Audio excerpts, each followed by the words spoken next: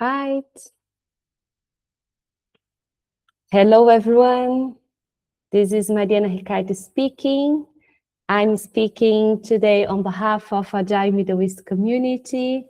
It's been almost 2 years that I'm part of this industry community, and I feel super honored to be your host today, moderate this discussion, and truly appreciate on behalf of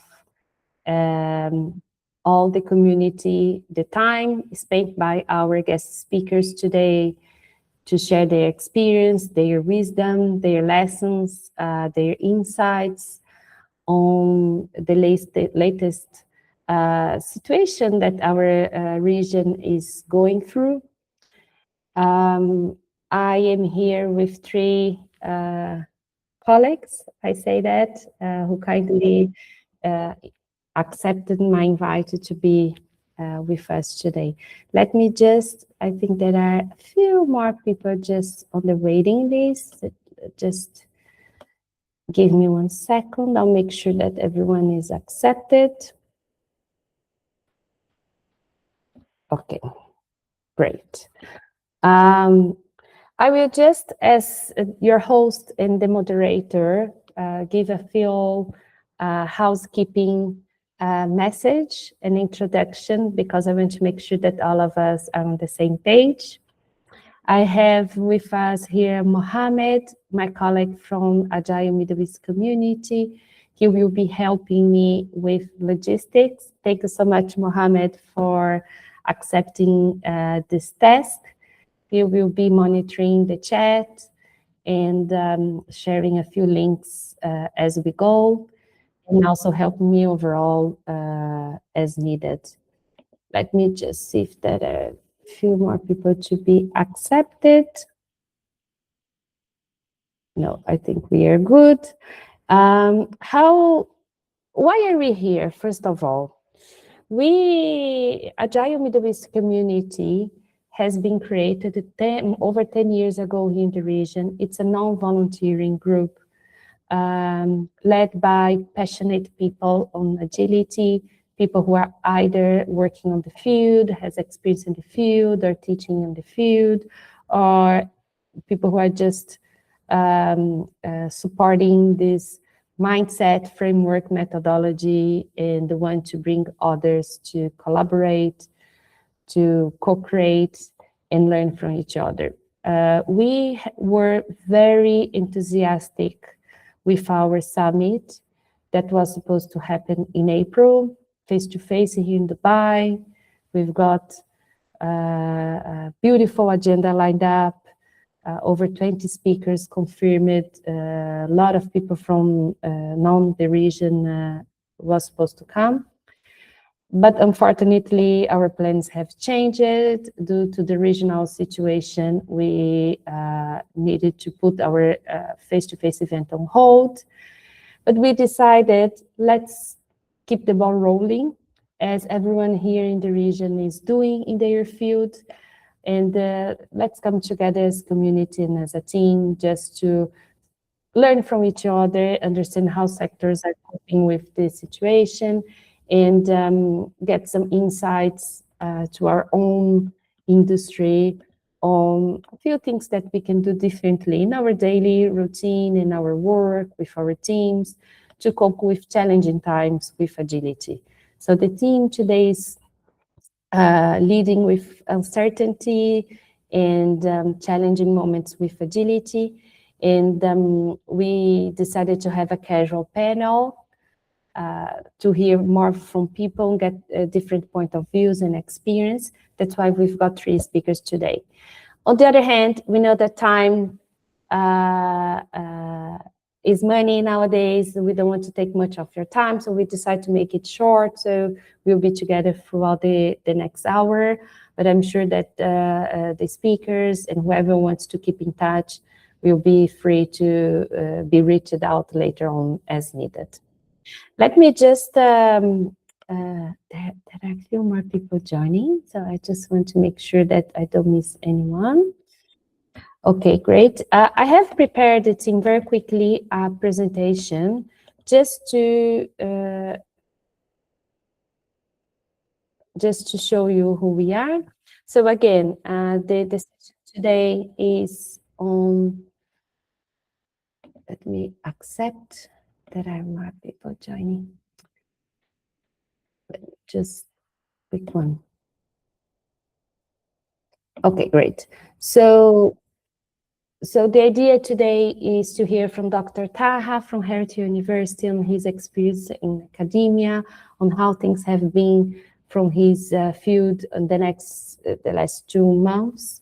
Jay is also a colleague from the field. He's super supportive to the Agile Middle East community. He works at Fractal system, and we'll be sharing his experience on what's happening with his clients and his industry as well. And Peter is also a huge supportive of our community. He works for Etihad, and will bring us some lens from travel, transportation, how things have been in the past 2 months. And I am from Agile Middle East, and I also have my own company called WhatsNxt, which is a business agility enterprise responsible for bringing agility to companies. Let me just make a final check if there's someone else waiting in the line. No, we are good. So as I mentioned to you, Agile Middle East is a community that has been coming together over the past 10 years. We are super proud to have Heriot-Watt University as our partner in the region. The last meetups, by the way, we've done face-to-face at the Heriot-Watt University, and we're super happy to have them with us, bringing academia industry together to learn and to boost agility in the region. Just 2 announcements here from our side. As we mentioned, the Agile Middle East Summit was supposed to happen in April. It's on hold. We are now happy to announce that it will be held at Heriot-Watt University. We are just waiting for things to stabilize from academia perspective to lock the date. Most probably it will happen in September. There is also another initiative that we're running, which is the Pulse of Agility survey. If you aren't from the region and want to give your feedback and your comments on how agility has been used in your sector, in your company, with your clients, please help us. We want to understand how is the situation of the day. So it's a 10-15 minutes survey that we are collecting the data, and then aim to present the results, how Agile is being held in the Middle East region. We want to do that during our summit face-to-face. At the end, we'll run a survey just to get your feedback. As usual, we like hearing and even get more ideas of topics for discussion. And without further ado, I want to introduce you to our guest speakers today, because I'm super excited to listen from them and learn as well. So quick summary. I will just quickly introduce each of you, and then I'll give you between 3 to 5 minutes to each of you just to go deeper on the introduction and share overall your sentiment, your experience on the past 2 months since the regional situation started. It's unprecedented time here in the region, with geopolitically and economically speaking as well. We are keen to learn from you. So the first person that I want to introduce is Peter. Peter Lindsay has been in the region for and working for Etihad for almost 15 years. He has been in the Agile field for almost 20 years, being responsible for digital delivery projects, Agile transformation, super keen to use SAFe and other methodologies to bring to life all the beauty of agility, especially in Etihad. We are super excited to learn from you, Peter, your point of view from travel and transportation perspective, how things are going. We also have Dr. Taha from Heriot-Watt University. Dr. Taha is an associate professor at Heriot-Watt University and regional director in CIB MENA. He has extensive academic and industry experience, authored of over 80 research publications, and with a huge expertise in academia. Moments like this that we are living here in the region, especially from a schooling perspective, all of us, if either have children or not, know that things drastically changed. So we want to hear from this lens how things have been going. And Dr. Taha is a colleague of mine and partner on our initiatives, and I feel super honored to have you. Thank you so much, Dr. Taha. Finally, Jay. Jay has been in the region for 2 years, and when he moved to the region, we met, and he was right away part of one of our events in the region, wanted to learn from each other and understand how the Agile Middle East community. I will never forget our call, Jay, where you want just introduce yourself, and it's been a great pleasure to have you with us. Jay is a transformation strategy leader specializing in Agile in scale enterprise for over 20 years, and now he has his own company, now based in Dubai, has been leading Agile transformation, especially in financial sector. I think that's all from me. My few minutes were enough just to make sure that whoever wanted to join us is around. I will just hand over to alphabetically, let's say, Jay, can you please just give a brief introduction on you and share your experience in the last 2 months? Sure. Firstly, thank you so much for having me on. It's an absolute pleasure to be here.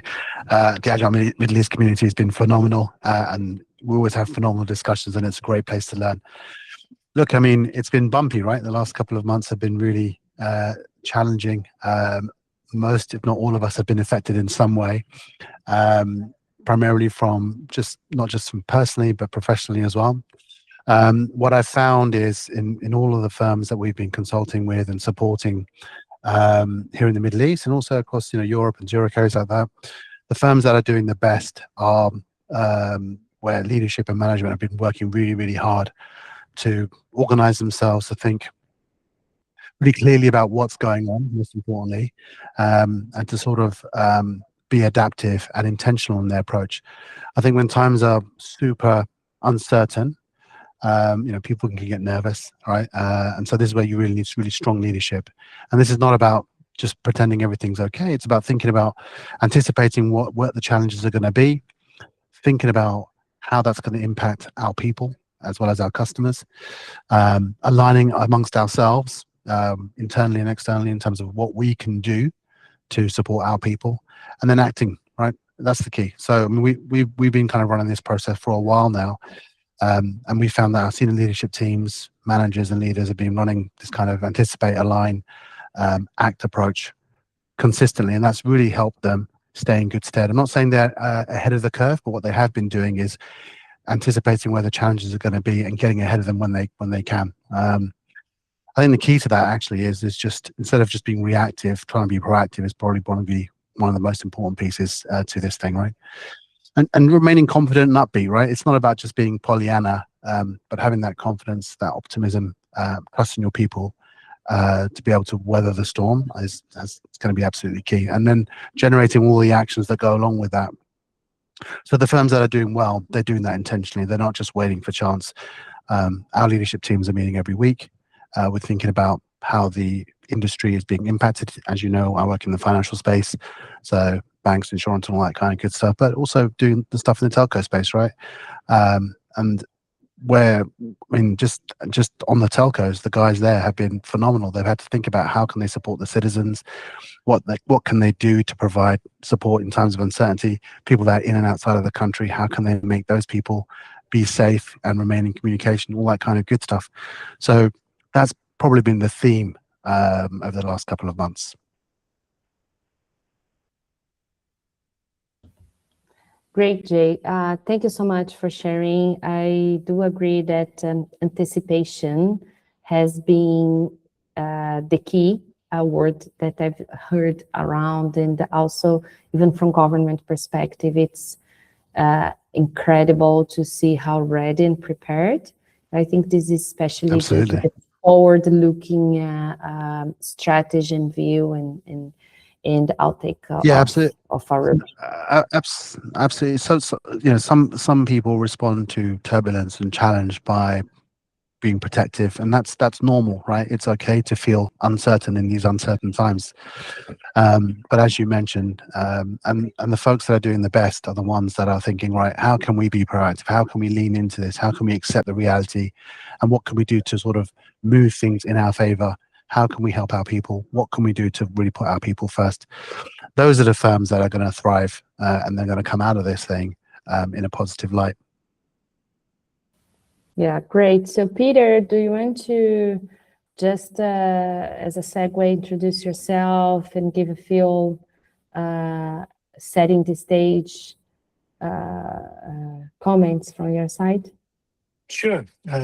Thank you very much for having me, and thank you to everyone who's made the time to come and participate in this discussion today. I think that's really good.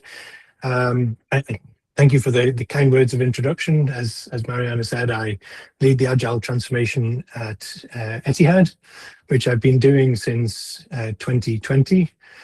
Before that, in Etihad, I was delivering digital things, Etihad.com, and some other digital stuff. Airlines are no strangers to challenging times, right? We kind of live in that reality a lot, with disruption of one kind or another. And certainly my own introduction and transition into a formal Agile transformation role was no exception. So I literally started my formal Agile transformation role a week before we grounded the fleet, sorry, a week after we grounded the fleet and went into COVID lockdown. So lots of adaptability required there. We went from standing up a lace to kind of bootstrapping it with one person for what seemed like forever. And I learned a lot from doing it as a one-man team for a little while before we were able to scale up. And I mention that, I think, because I think, like a lot of people, I see echoes of COVID, right? In the current crisis, there are similarities, but also differences, right? And there are similarities from a transformation point of view, right? That this kind of crisis can be a challenge in many ways, but it can also be an opportunity, right? So, as I'm sure we're going to talk about, right? Sometimes our role as transformation leaders is simply to pause and get out of the way, right? Of people who are very much in the thick of it. Sometimes it's an opportunity to pivot or persevere, right? That the skill, I think, is in knowing how specifically to respond. And I think in our business, we've seen it. It's different parts of the business at different times need different kinds of response, right? I think the trick is being able to, if you are backing off as a transformation person, to still capture the learnings so that we can improve later on, right? When it's time. I was struck by the analogy, we don't do engine maintenance while the aircraft is in flight, right? So sometimes as transformation people, we have to think about it from that point of view. But I think what's been most fascinating to me about this is the idea of being anti-fragile, right? I'm sure everyone knows anti-fragile, right? Some things are robust and they are strong enough to withstand stress that's put on them, and other things are anti-fragile. They're actually made stronger by stress being put on them, right? The easy example is always muscles in the gym, right? And I think that's what we've seen a lot in Etihad, but in the community as a whole, right? That it's shining a light on the anti-fragile nature. And I think actually the best example is the overall community, right? That under this stress, the communities come together in like events like this and in many other ways, right? Across the UAE, and there's a much stronger sense of identity and community here. I think that's been really special. Anyway, that's my introduction. Back to you.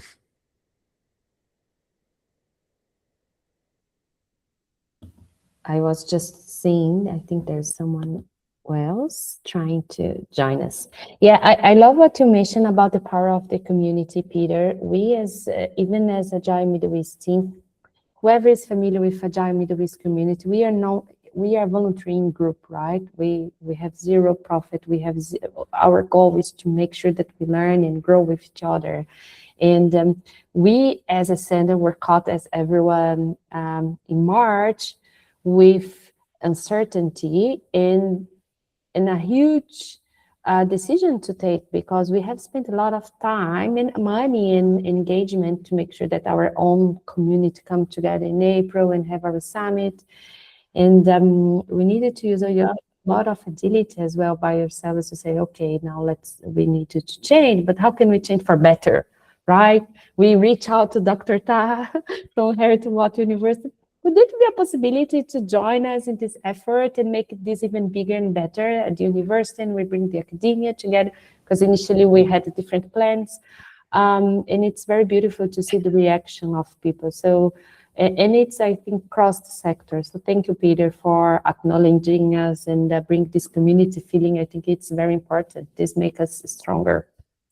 Dr. Taha, please introduce yourself, and can you share a few words on your sentiment and how academia, everyone talks about schooling. Let's go back to this, let's homeschooling and parents. This is something that affects every industry because it's personal related. So please, Dr. Taha, share with us a little bit about your reality in the past 2 months. Thank you so much for having me, and thank you for Agile Middle East for arranging this valuable meeting, hopefully. And hopefully we'll enjoy together the discussions throughout this meeting. And I'm honored to be with you tonight. Actually, human beings, they are made to accommodate change. They are made with a tolerance of dealing with change and move on. And if we take that, since we used to live in caves till now we have this Burj Khalifa and things like that, I think a lot of change took place during these centuries, and humans, they move and they advance and they face all these challenges in a very good way normally. And if that is individuals or organizations in different sectors, this is the nature of humans. The second thing is there are individuals and organizations who will be successful when facing changes, especially paradigm changes, because there is a difference between incremental changes and paradigm changes in different sectors, in different industries. But out of that, some organizations and companies will be very successful. Some, unfortunately, will fail, and this is also part of how we deal and accommodate and manage the change, because all these changes are inevitable. And when we talk about man-made kind of situations or natural disasters, the history, the recent or the back history, we have so many lessons we learned and we moved on from those. Recent one, the COVID, before that, the tsunami, if you remember, before that, the issue of the Japan nuclear power plant, and Chernobyl before that, and all these kind of dramatic issues. And also after the Second World War, the whole of Europe and the West, they came out of that and they learned the lessons and they moved on, and then they created the European Union, and they moved on to collaborate together rather than having these kind of conflicts all over the place. And this is the situation we are facing now here. For the higher education sector, if compared to other industries and sectors like airlines and other sectors, It's a little bit more stable, if I may say that, but definitely the impact is huge as well. But I think higher education sector as a whole dealt with it with the support and help of the government and the Minister of Higher Education in a good way, and for schools as well as for higher education universities as well. And I think so far for the sector is recorded in good ways. And hopefully we will come out of it stronger. We learned lessons, and we have a better future, hopefully, as well. Yeah. Thank you. Thank you so much, Dr. Taha. I'm personally really impressed with academia and education sector in this region. I was here at COVID times, but I haven't had kids that time. So I cannot comment from experience perspective. And I've seen this time with my little one, the effort, the communication, excellent communication overall to make sure that parents are safe, they are well informed. And I really noticed a great preparation overall from the education sector to make sure that kids keep learning, right? And keep getting kids and students and in spite of the grade, they keep moving. In fact, any sector that I've seen, think they try their best to keep moving. I've seen hotels, for example, being super creative in building work from hotels deals in a tentative to bring more customers and keep the business. So I'm so impressed with the level of creativity as well, not only resilience, but creativity. Okay, let's do the best out of the situation. In academia as well is a great example of that. So great. Before we move to the second part of our discussion, I just want to mention to the audience, if you have any questions, please put in the chat, either generic question to any of the speakers, or if there is any specific question to a sector that you want to go deeper, just feel free to add here, we'll be monitoring. After this quick introduction, right, on each of you, I'd like to go deeper a little bit on your sector, right, specifically on your sector.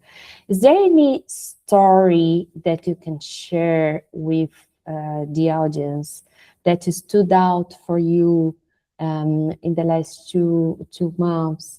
Any a specific example that you've personally been through with your management team, with your clients, or anything that you want to highlight specifically on your sector that demonstrates overall how agile, adaptable, and human-centric our region has responded to the situation. So perhaps if any, Peter, Jay, or Taha, if anyone wants to start.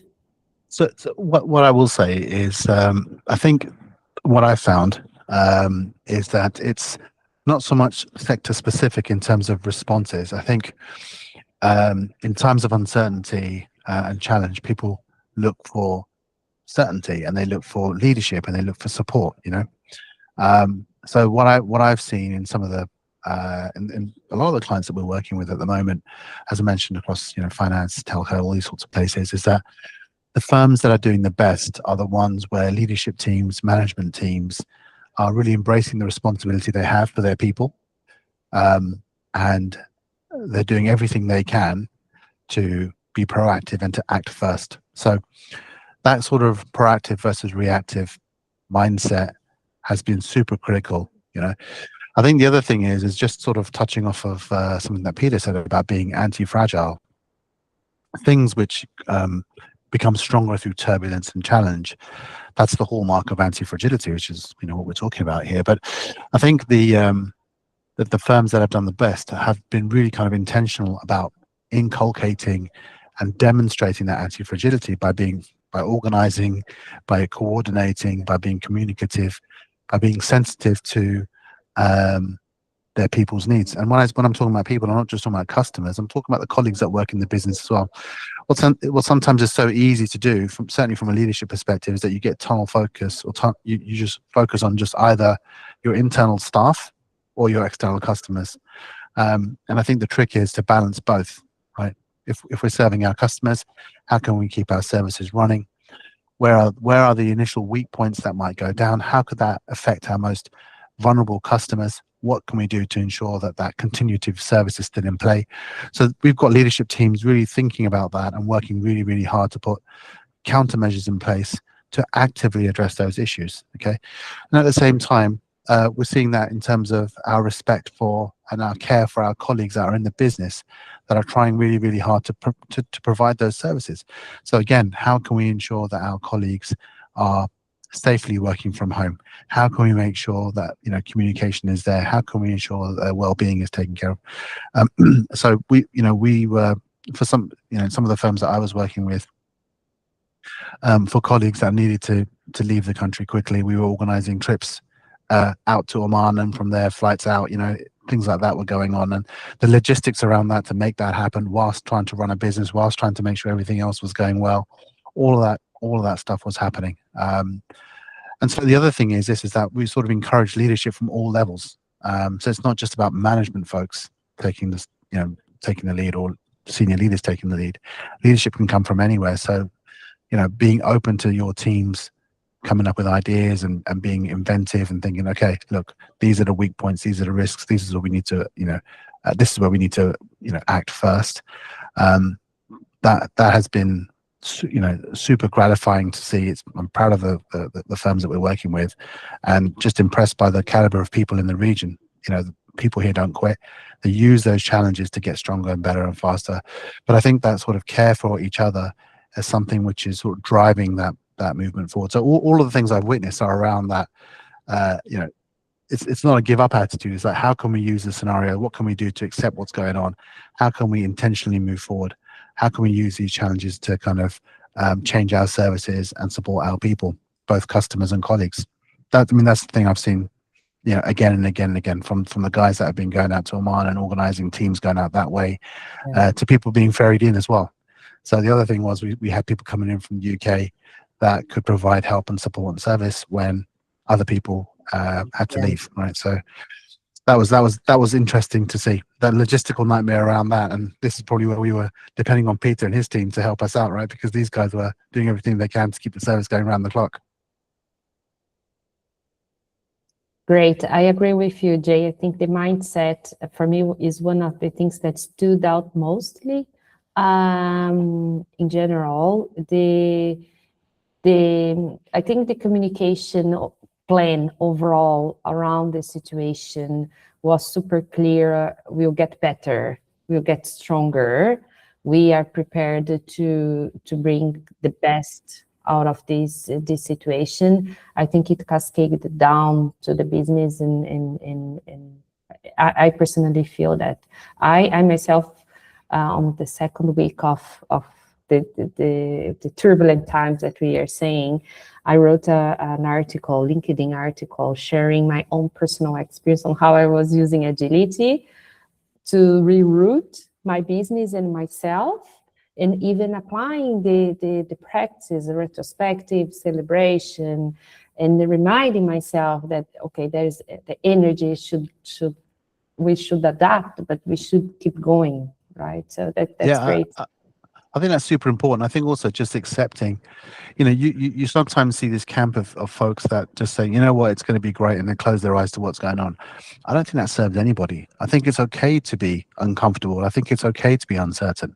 I think, as you mentioned, retrospective and really thinking about where we are from a people, process, business perspective, it's okay to acknowledge those challenges. And because once you acknowledge it, now we can start to do something about it. We can start to take action, and we can start to coordinate and communicate and all that kind of stuff. I think that I'm not saying that it's just about being completely Pollyanna and forgetting about what's going on. It really is about being transparent with what's happening, okay, but being really intentional in our approach and our response, and working really, really hard to over communicate. I think this is one of those circumstances where you really need to be talking to your people and communicating with each other and making sure you're leaning on each other, right? And just offering that mutual support. I think those are the things, you know, challenge really brings people closer together. And, you know, coming out of that challenge is what, you know, you come out stronger, better, faster, but most importantly, you'll come out with deeper trust in each other's abilities. Those are the kind of things that I think is the opportunity that this sort of situation provides. And I think Agile is, as a set of skills and tools, it's not just about mindset, as you mentioned, it's also about that skill set that goes with it. Those things working together, I think, is the difference that makes the difference. Yeah, that's great. In your case, for example, Peter, you've been in Agile field for 20 years, right? How has been the last 2 months for you? What kind of skill set and tool set you've been applying to yourself in your sector? And please give us a bit of deep dive on the reality for you. We are so keen to hear from travel and transport coming from Etihad, right? At least in general, how has it been, Peter? Yeah, well, so Jay kind of opened the door, right? With, you know, those early days, it was a lot about getting people back to the country, clearing the backlog of people who were stranded on that first weekend, and then starting to bring back the network. Cargo is a big part of our business, and as with COVID, cargo becomes an even bigger part of the business if the flight schedule is reduced, because something like 80% of air freight goes in the belly of passenger aircraft. So if you take away the passenger aircraft to some degree, you have a cargo problem, right? But airlines deal with disruption every day, right? It's kind of business as usual, right? Whether it's industrial action in Europe or it's a typhoon in Asia or whatever it is, that's sort of baked in, and the systems are there, the processes are there, and you activate them, and the scale is kind of known, right? You have, you know, 350 flights a day, and you can deal with that. But then there's other aspects of the business that, you know, each challenge is unique for. So usually operational disruption is we get back to the full network as soon as possible, right? You know, if there's an airspace closure, a volcano we saw many years ago, right, or whatever. And that wasn't the case here, right? And that presented some unique challenges because the situation in terms of safe corridors for flights, in terms of demand, and how that was changing dynamically, meant that we had to be very agile. It wasn't the disruption response wasn't just the operational bit that we know and do very well. It required like sort of case by case decision making. And I think what we've seen across the business, and I think you see this across the UAE, right, is this is little a agility, right? Like, we don't really care whether people are doing Scrum and writing everything on sticky notes, right? What we care about is that our teams and organizations are sensing and adapting and responding to change. They're prioritizing outcomes, right, and not locked into a process, that they're working in a super collaborative way and super focused. So when I think about how Etihad has responded, I think we had that in spades all over the place, right? But I don't know if everybody was walking around thinking, oh, I'm going to do some Agile today, right? They were just sort of responding to the situation in a sort of a little Agile kind of way. Does that make sense? Absolutely, Peter. Any story or any curiosity that you want to share with us? Or is there anything that... Gossip from inside the airline. I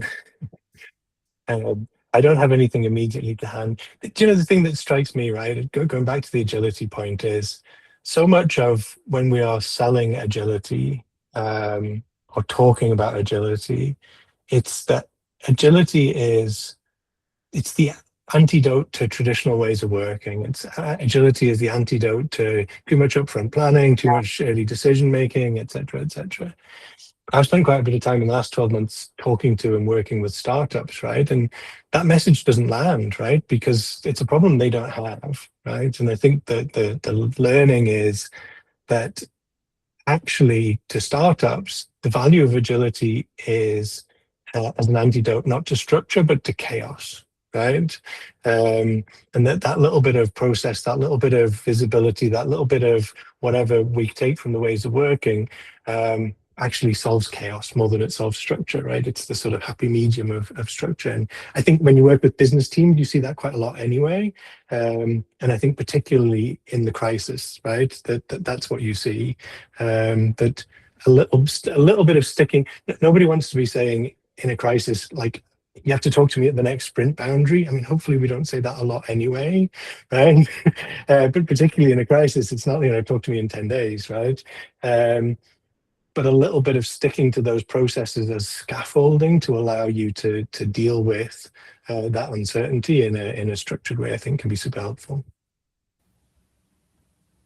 It's interesting how we get better by the time we've experienced, right? This week is a bit unusual for us, right? We've got like recently some alerts again, and it's so interesting to see the reaction of people surrounding me. The resilience, it's different. I feel that this week is different than in the beginning, because people know that what's coming. They've been through it. They have experience. They have the ability to take different direction quicker than on the first time. And this mindset of, okay, I'm now in advanced, right, in a better position than 1-2 months ago. Even from my experience perspective, I think this is the mindset that makes difference. So Dr. Taha, moving on to you, I'd love to hear if there's anything that you want to share, any stories, or how overall your colleagues in academia have been through this experience, and what can you share with us? Yeah, thank you.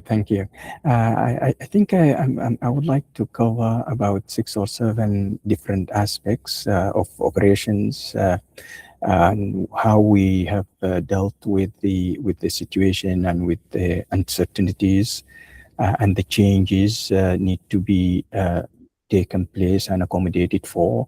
But what I observed in general, that consciously or unconsciously, people, when they deal with uncertainty and changes, and to try to manage these changes and deal with them, they consciously or unconsciously apply some of these principles of agility, even if they even never heard about agile principles before, but because this is natural, it comes very natural, and this is at organizational level as well as at individual level.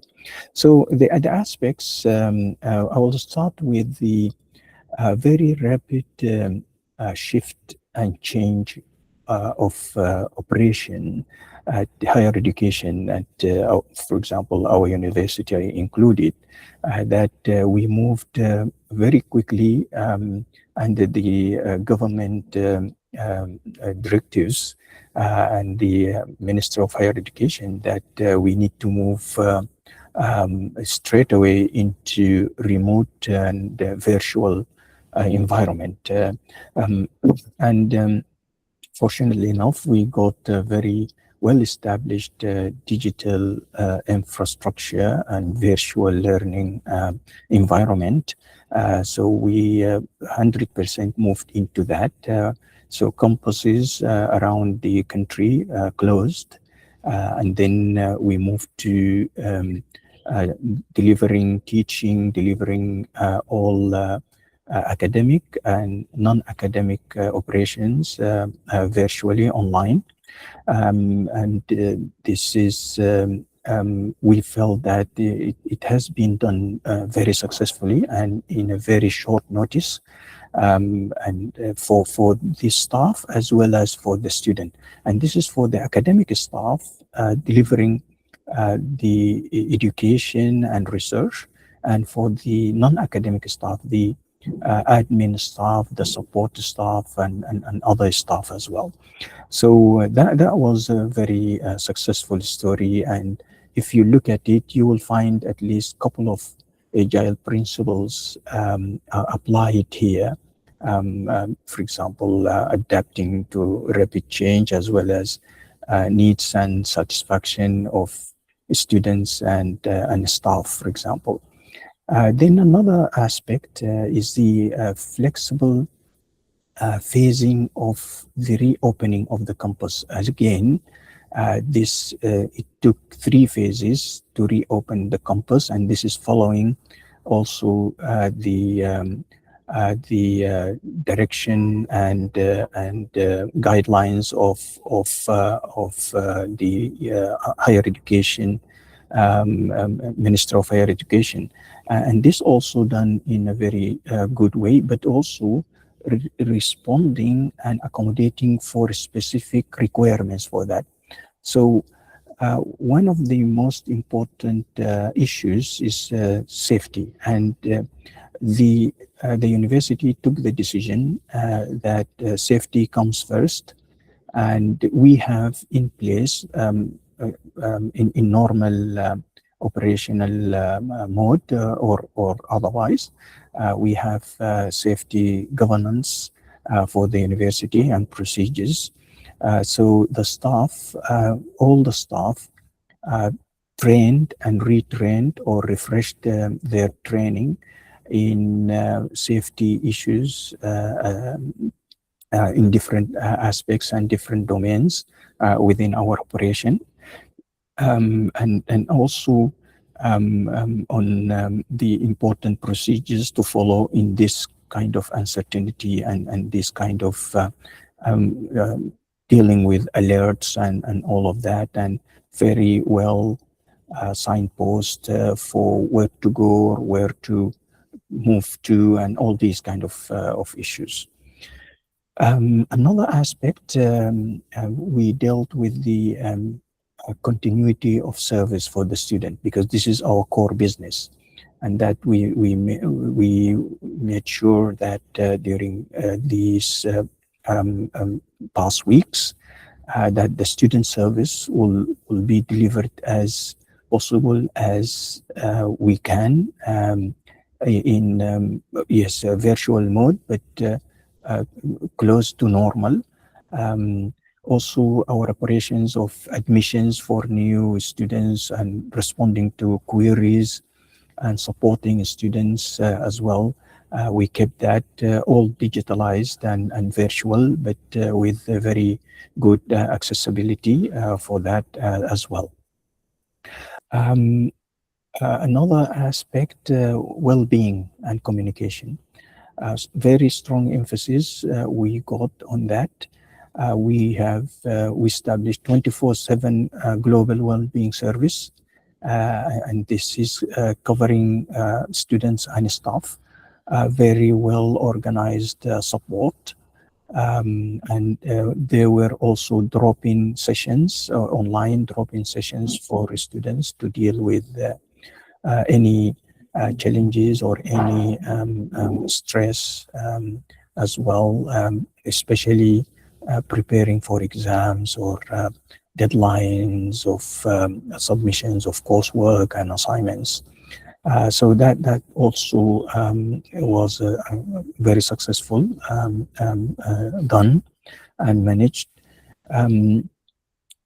Also, we've managed to make some adjustments and be flexible for the admissions for new students, because there are so many schools and examination bodies who they cancelled or postponed the exams in UAE and in the region. So we accepted, for example, a part of our flexibility. We accepted the students on predicted grades from their schools. And also we kept and maintained the scholarships and financial supports for existing students and new students scholarships as well. So we've been really flexible on dealing on that issue. Another aspect is the exams, and this was very challenging because we moved all of the exams online. So we changed completely the mode and approach for the exam assessments, and we moved them into online assessments. So we changed because these exams, they were prepared and set at the beginning of the semester. So about a few months ago. But we have changed all of that. The staff, they did really brilliantly in preparing new papers and moving all exams into virtual exams.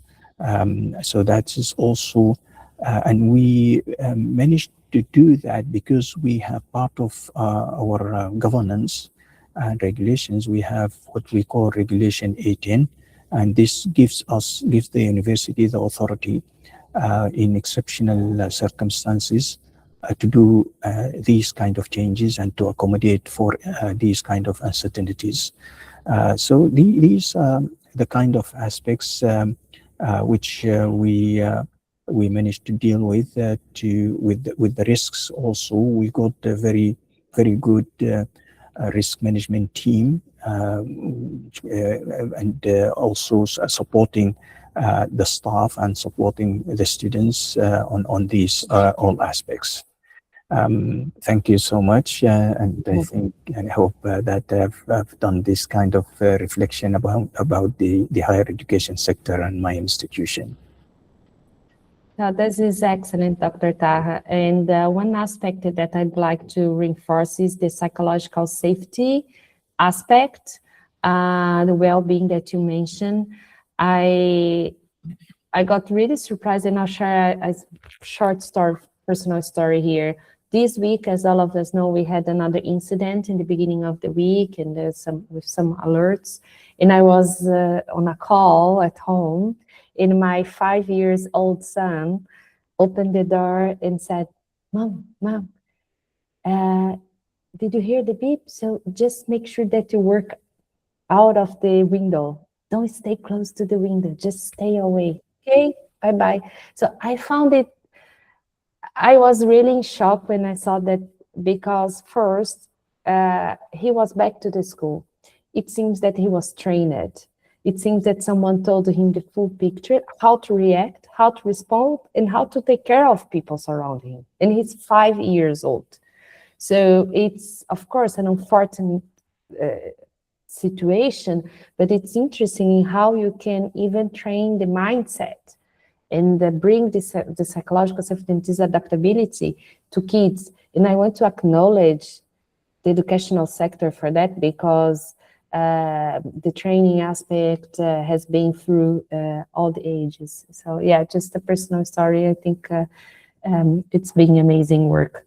We are moving to the final part of our session, and it's a casual Q&A. Comments, questions from everyone here on this call. I truly appreciate your participation. There is already a comment here from a colleague from South Africa. Do you want to unmute yourself and make this comment? Lavi Lezen, I'm sorry if I pronounce it incorrectly, but do you want to make your comment?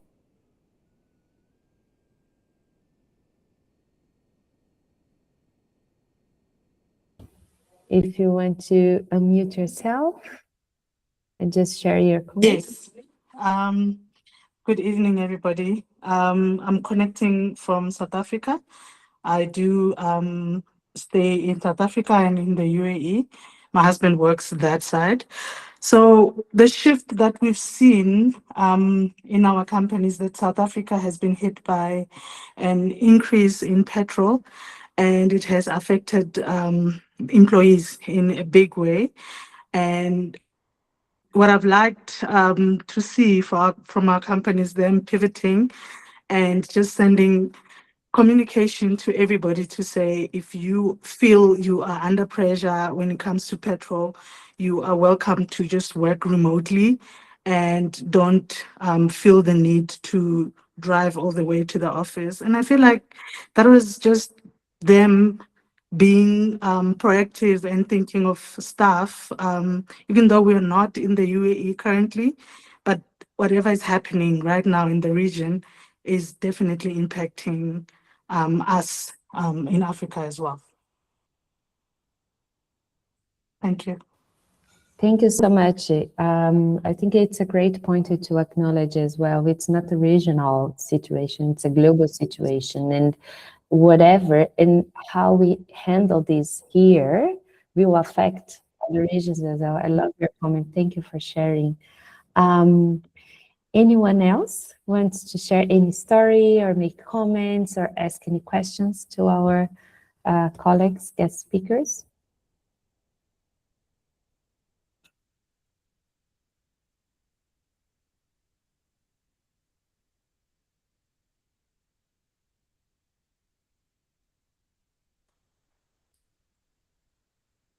Just unmute yourself or add here in the chat.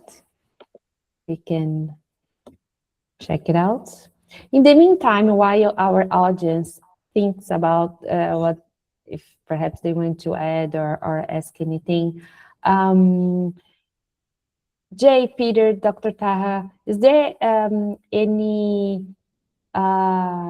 tip or any advice that you can give to people moving forward as per your experience on what really makes difference for people in this kind of situation, or anything you want to? I have something that I was going through my head when Dr. Taha was speaking, and I think it was underscored by what the previous speaker was just saying, right? That you mentioned psychological safety, right? You can't bake, psychological safety is baked in over time, right? Because you build trust by being consistent and predictable with your actions, right? And I suspect that Dr. Taha's success, or the success of that institution, is built not just on their actions during this crisis, but over a period of time beforehand, right? That we know that this will happen, we know this will happen, right? And I think you've seen that countrywide, right?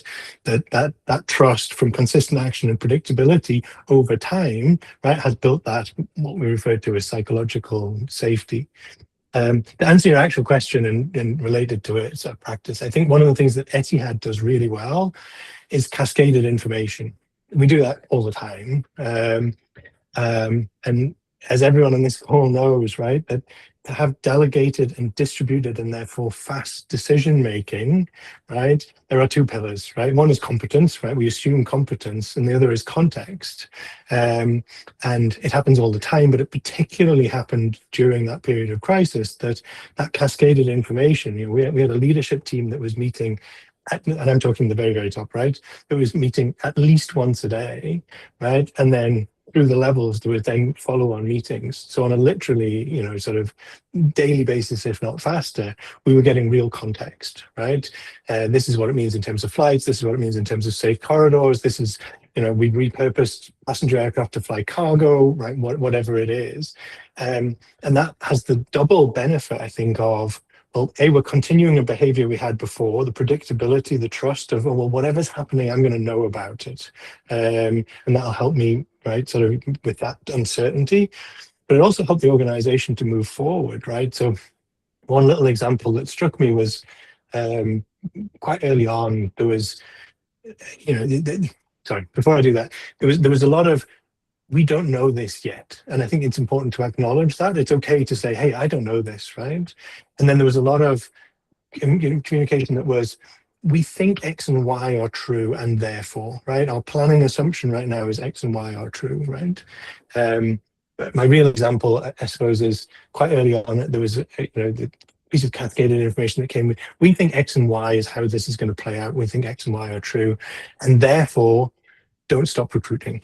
Right, and that was that was more direction than context, but right, it was really helped us to move forward as an organization, right, and give us a sense of what's going on. So yeah, cascaded information, I think, was something that worked really well for us. I love what you mentioned on the importance of the communication, Peter, because I myself testify different ways of communicating the situation globally, and what stood out to me here is overall the structure behind the communication strategy to make sure that we were tuned and with a clear vision and mission and assurance on what is important to specific moments, and to avoid us deviate from unnecessary paths. which for me is a very important agile component. By doing so, we are closer to what really matters, right? To the business, to the clients. This is super important. Any other comment? I think. Yeah, let me. I think one of the things. Oh, sorry. Dr. Taha, would you like to go next? No, it's okay, Jay. I will come after. Oh, thank you. I appreciate it. I didn't see you speaking there. I think one of the key things I've seen actually is remembering to apply our skills at home. I mean, we're phenomenal at doing this kind of stuff at work, and we're good at it. And I love what Peter was talking about in terms of cascading knowledge and cascading information. I think it's super critical to be able to sort of think about just that concept of cascading information. How do we make sure that we provide psychological safety at home? Some of us have got young children, families, and Mariana, in your case, your son was thinking about you and your well-being, which was phenomenal, right? At such a young age. It's super important to be able to think about, as parents, how should we be thinking about our family safety? What should our kids be doing? What should we be doing? What can we anticipate? How can we be ready for the challenges that are coming down the line? My children at the moment are doing A-levels and their exams are all over the place. And, I'm seeing different responses from them. I'm seeing some of them, the boys, funnily enough, are great. Exams have been postponed. It's fantastic. I can go off and do something else. Whereas some other children who are more conscientious are more worried about, well, how am I going to perform at my exam at home? And so as parents, we need to be able to, just as we do at work, and we embrace our colleagues' uncertainties, we need to be thinking about, well, what's going on at home? How are our kids handling this kind of stuff? How are we handling this kind of stuff? Are we, as parents, are we putting on a brave front, but actually internally we're terrified? These skill sets don't just stop when we leave the office. It's important that we regularly inspect and adapt. I love what Peter was talking about in terms of every single day thinking about what's happening and how that can affect us from an Etihad perspective. And I think that's super important because of what you guys are doing. You're transporting thousands and thousands of people, right? So that's absolutely critical. What we found at home was just doing a cadence of checking in just at breakfast and all these sorts of things, not a formal retrospective because that's weird, right? But just seeing how we are as kids.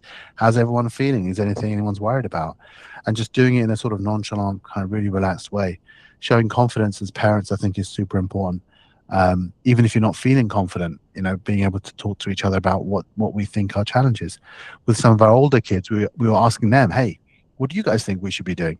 So just kind of using our agile skills at home is super important because I think, children, loved ones, your kids love a Kanban. Awesome, Peter. I'm sure they do. Right? So, like any self-respecting agilist, right? Like any self-respecting agilist, good man. So, I mean, I think the thing is, I think that's something that has been positive for our family. Certainly something I've seen, that engaging our children, thinking about giving them a voice to talk about what's been going on and having them have a hand in the inspection and adaptation as a family. I think that's been super important for us. And that's kind of helped us stay level and relatively confident, in these bumpy times. Want to get that Kanban up, Peter? Yeah.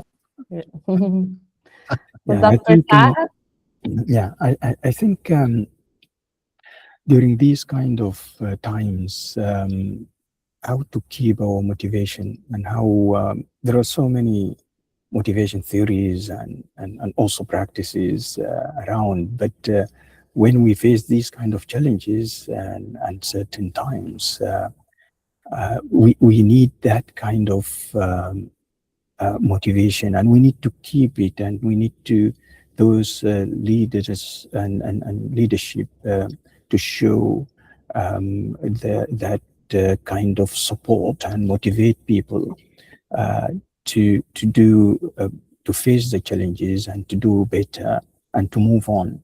And I think one thing which is also important is building up of confidence during these kind of challenges for the organization, but also for the individuals. we need to feel and to really be confident that we are going to go over this. We are going to manage the situation in a good way.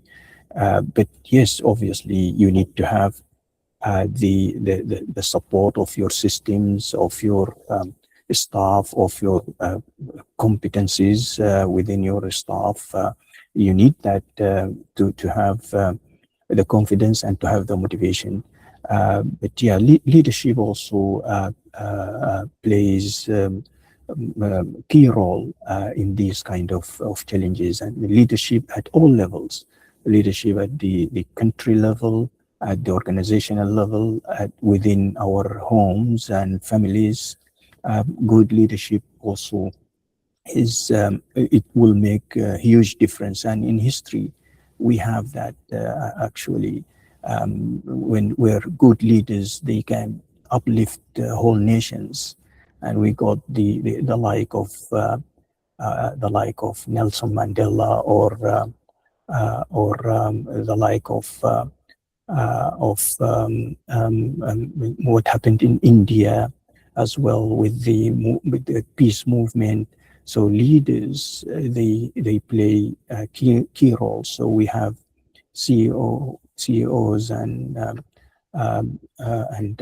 chairpersons of organizations who really play that kind of role and lead their organizations out of these uncertainties and challenges in a very successful way as well. Yeah. Thank you. Yeah. Great. Thank you so much. There is a final question here on the chat. It's a bit broader question, but I want to take the opportunity that we've got people with a lot of experience in agility here to respond, and perhaps we can even make a bridge with the topic of the event, which is on the increasing usage of AI, right? How do you see, especially Peter and Jay, AI, agility, uncertain times? What is the role that AI has been playing? Is it another tool, or is it really key for us to have in mind for transformative projects moving forward? If you can just give a bit of your experience on that. And then I will, as a final remark, open the mic to each of you just to say final words to everyone before we close, okay? So on AI, anyone wants to just make some comments? Yeah, I know that we can have a specific session only about that, but just some. Yeah, exactly. I think it is better to have a separate seminar on AI. I think in previous seminars at Heriot-Watt University with Agile Middle East, we covered the AI issue in different ways. But it is a big issue. It is an issue which is not just related to uncertainty of the situation we are living in now. It is a bigger issue. It is affecting all sectors. It's affecting employment. It is affecting strategies, development, and it's going to even have more bigger impact, in my view, in the future, in the very near future. Some people, they think that this could come after 10 years or 20 years. It's not. This is happening now. All sectors, all industries are changing. Higher education sector is changing dramatically and is going to change even more. And we need to keep pace with what is coming and what is going on at the moment, with developing very strong strategies to dealing with AI in higher education, and the use and misuse of AI in higher education, in research as well, and in assessments, styles, and it's a very big issue. All sectors, all industries, and also governments around the world, and NGOs, they need to come up with some sort of regulations, and as well as definitely supportive regulations. No one will be able to stand against the development and the advancements of AI. There's no way. This is the nature of the beast. This is going to take over in so many aspects of our lives, and in our social life as well as in workplace, everywhere. And we need to deal with it in the appropriate way.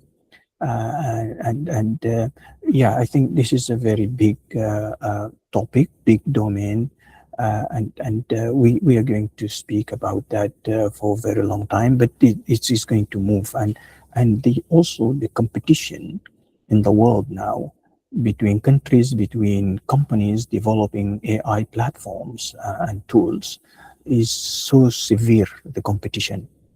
And we have seen what happened, and all these statements from big guys around the world, and it's going to be even more severe.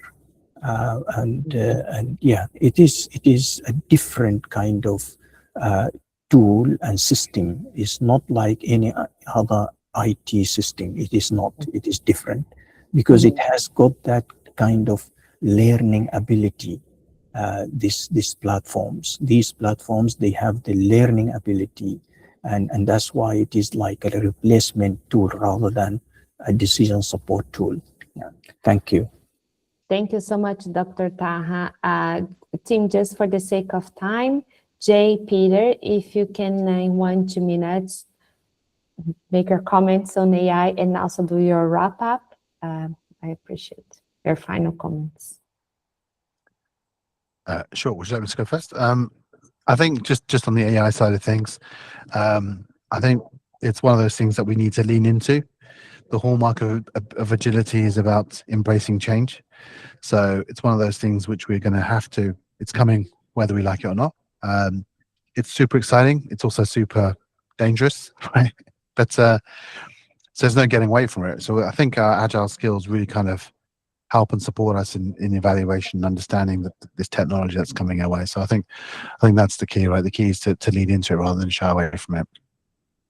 Just in terms of final thoughts, I think, look, the agility is about being systematic around accepting what's going on, being transparent with ourselves around the challenges that we see around us. I think that systematic collaboration approach, that systematic approach to really think about the challenges that are coming our way and then inspecting and adapting are critical. And I would exhort everybody to just remember to use your skill set and mindset at home as well as in the workplace. Agile is a tremendous set of skills. It's a tremendous mindset, and it's one of those things that can really stand you in good stead and keep you safe, right? When things are bumpy and turbulent and challenging. Great. Over to you, Peter. Well said. So on the AI thing, I think this it's too big a conversation. I think it's interesting from 3 points of view. There's the building AI systems, which is fascinating from how do you deal with the ethics? How do you deal with systems that are emergent properties, right? Just how to build and test that, I think is super fascinating and a conversation worth having. I think thinking about how we build products in an agile way, I think as an accelerator, AI is super interesting. And there's a lot of thought and a lot of discussion around that right now. And then I think there's a third lane, which is AI is a disruptor, right? How does it totally change the way that this gets done, right? What's baked into agile ways of working even, right? That is based on limits of human cognition, for example, that just change, right? That's a fun conversation to have. Back to the topic at hand. I just want to underscore what I said earlier. I think that anti-fragility, I think from the country as a whole, right down into our organizations and teams, I think that's what we've seen, right? I think we've not just survived and been robust enough to deal with the stress, right? I think what you see is anti-fragility everywhere, and things that are genuinely stronger for it. And maybe that little A agility that I talked about was already there, and perhaps we've seen it more. That true business agility, as you said, is actually there. Thank you. Super, Peter. Jay, Peter, thank you so much. Dr. Taha, any final comments from your side? Yeah, I'm aware of time now, but I think this is a great meeting, great discussions. I hope that we have all benefited from it, bouncing ideas, and I think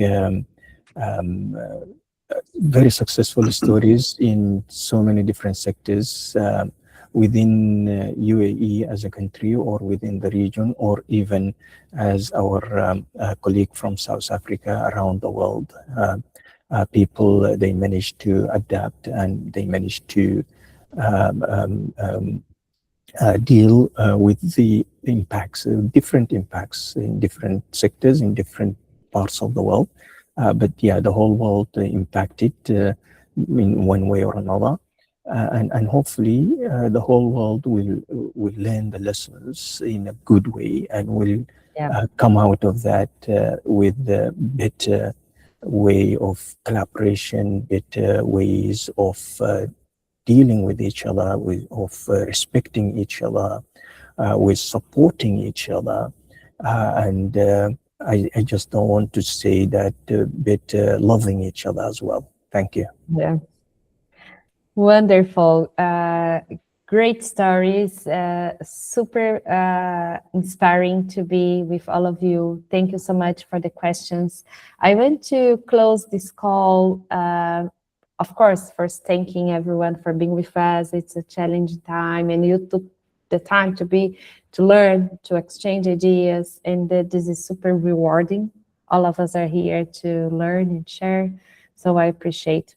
A final comment from my side. I really like this question on AI, and I want to share a quote that I've seen recently, more or less like this: AI help us to automate and optimize, but agility help us navigate the changes. Agility help us to go through challenges.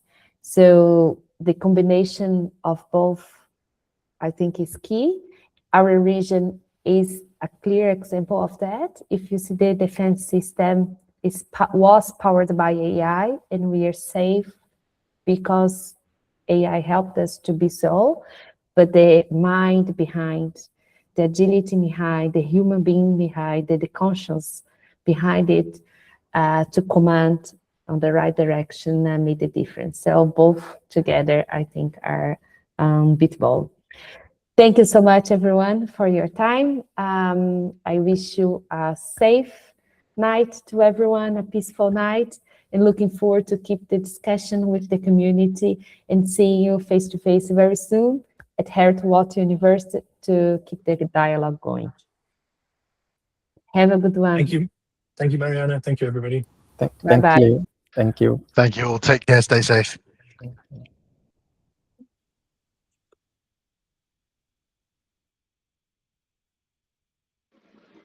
Cheers. Thank you so much.